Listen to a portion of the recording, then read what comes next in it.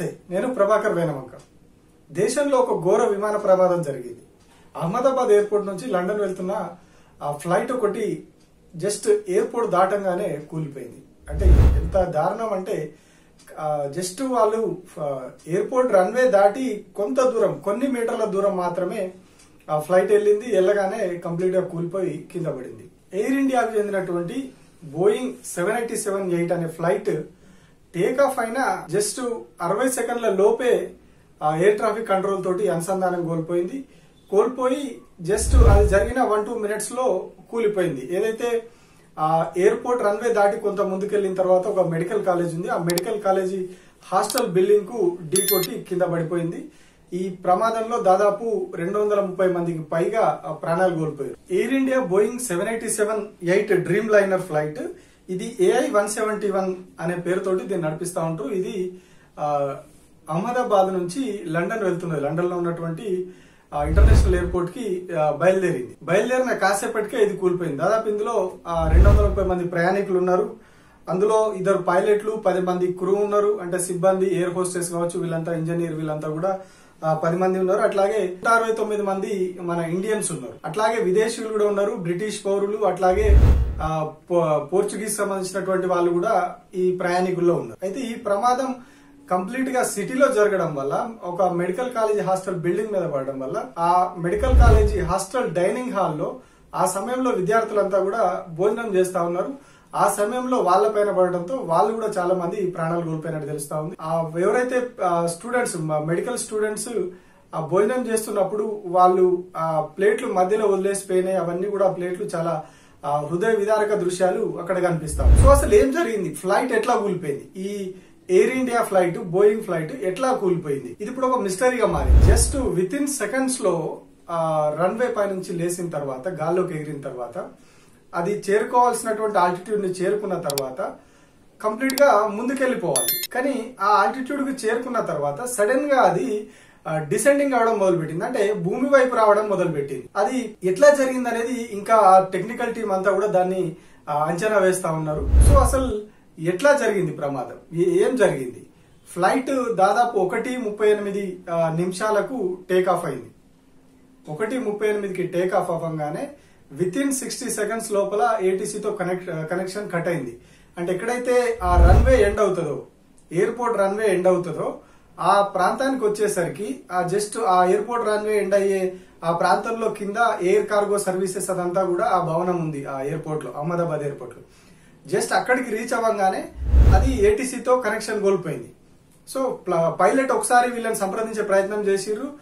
ఇట్లా ఏదో సమస్య తలెత్తిందని ఏటీసీకి చెప్పే ప్రయత్నం చేసే లోపలనే ఆ కనెక్షన్ అనేది కట్ అయిపోయింది. జస్ట్ ఎయిర్పోర్ట్ పరిధిలో ఉండగానే ఆ తర్వాత విత్ ఇన్ సెకండ్స్ లో అది పోయి కూలిపోయింది. అక్కడనే ఉన్నటువంటి ఆ బీజే మెడికల్ కాలేజ్ అనే ఆ కాలేజ్ హాస్టల్ బిల్డింగ్ మీద కూలిపోయింది. ఇది దాదాపు ఏదైతే దానికి కావాల్సినటువంటి ఆల్టిట్యూడ్ 625 ఫీట్లకు చేరింది పైకి. అంటే రన్వే నుంచి టేక్ ఆఫ్ అయిన తర్వాత 625 ఫీట్ల ఆల్టిట్యూడ్ కి, అక్కడ ఉండాల్సినటువంటి ఆల్టిట్యూడ్ కి చేరుకుంది. కానీ వెంటనే అక్కడ సమస్య తలెత్తడంతో -425 ఫీట్ ఫర్ మినిట్ స్పీడ్ తోటి కిందకు వచ్చేసింది.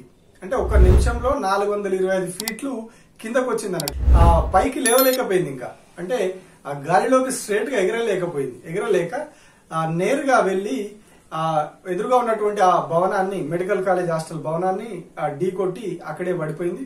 దాదాపు అందులో ఉన్న వాళ్ళందరూ కూడా చనిపోయారు. అట్లాగే ఆ మెడికల్ కాలేజీలో ఉన్నటువంటి స్టూడెంట్స్ కూడా చాలా మంది చనిపోయారు.